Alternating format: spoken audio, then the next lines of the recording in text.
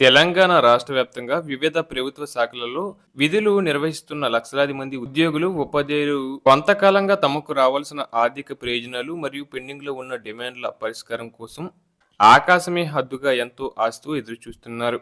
ముఖ్యంగా నిత్యావసర వస్తువుల ధరలు విపరీతంగా పెరిగిపోతున్న తరుణంలో జీతాల పెంపు మరియు కరువు భత్యం డిఏ వంటి అంశాలు వారి కుటుంబ ఆర్థిక స్థితిగతులకు అత్యంత కీలకంగా మారాయి. ప్రస్తుతం రాష్ట్ర ప్రభుత్వ ఉద్యోగులకు సంబంధించి సుమారు 5 విడతల డిఏలు పెండింగ్‌లో ఉండటం, పదవి విరమణ పొందిన వారికి అందాల్సిన రిటైర్మెంట్ బెనిఫిట్స్ సకాలంలో అందకపోవడం మరియు ఇతర పెండింగ్ బిల్లులు పేరుకుపోవడంతో ఉద్యోగ వర్గాల్లో ఒక రకమైన అభద్రతా భావం మరియు అసంతృప్తి నెలకొంది.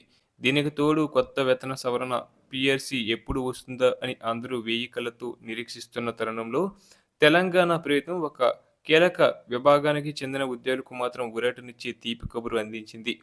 ప్రభుత్వ యంత్రాంగంలో అత్యంత కీలకమైన మరియు రాత్రింబవళ్లు ప్రజలకు సేవలు అందించే విద్యుత్ శాఖ ఉద్యోగులకు సంబంధించి ఈ ప్రభుత్వం ఒక తీపి కబురు తెలియజేసింది. జనవరి నెలకు సంబంధించి వీరికి అందాల్సిన కరువు భత్యాన్ని విడుదల చేస్తూ ఉత్తర్వులు జారీ చేసింది.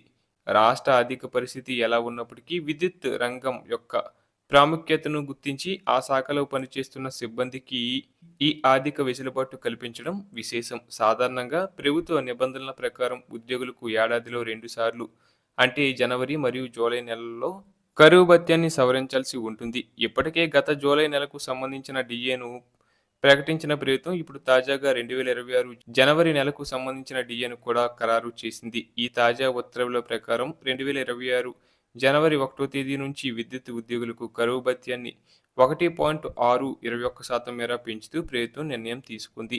ఈ నిర్ణయం వల్ల తెలంగాణ రాష్ట్రంలోని విద్యుత్ సంస్థల్లో పనిచేస్తున్న దాదాపు 43,000 మంది ఉద్యోగులకు ప్రత్యక్షంగా భారీ ఆర్థిక ప్రయోజనం చేకూరనుంది.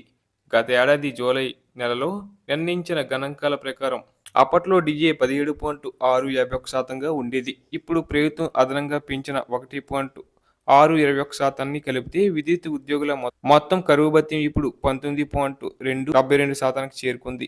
అంటే వారి ప్రాథమిక వేతనంపై ఈ 19% పైగా డిఏ లెక్కించబడుతుంది. తద్వారా వారి నెలవారీ గ్రాస్ సాలరీ గణనీయంగా పెరుగుతుంది. ప్రభుత్వం ప్రకటించిన ఈ కొత్త డిఏ తక్షణమే అమల్లోకి రానుంది. అంటే ఈ ఫిబ్రవరి నెలలో వారు అందుకునే వేతనంతో పాటే పెరిగిన డిఏ బకాయిలు కూడా వారి బ్యాంకు ఖాతాల్లో జమ కాబోతున్నాయి. ఈ హఠాత్తు పరిమాణం మరియు ఆర్థిక వెసులుబాటుతో విద్యుత్ ఉద్యోగుల కుటుంబాల్లో సంక్రాంతి తర్వాత మరోసారి పండగ వాతావరణం నెలకొంది.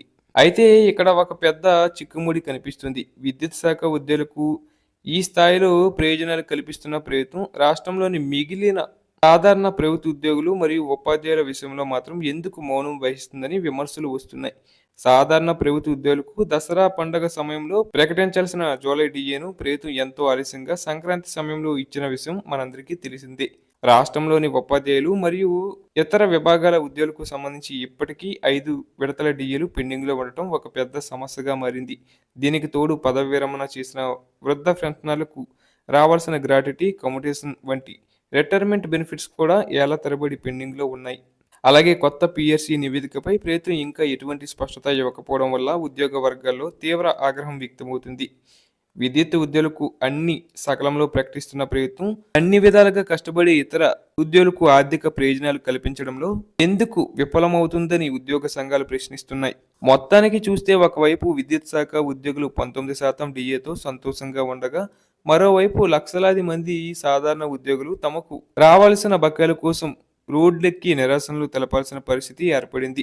ప్రభుత్వం కేవలం ఒక రంగానికి ప్రాధాన్యత ఇవ్వకుండా రాష్ట్ర అభివృద్ధిలో పాలుపంచుకుంటున్న అన్ని విభాగాల ఉద్యోగులకు సమానంగా చూడాలని, పెండింగ్లో ఉన్న 5 డిఏలను మరియు ఇతర ఆర్థిక బకాయిలను వెంటనే విడుదల చేయాలని అందరూ కోరుకుంటున్నారు.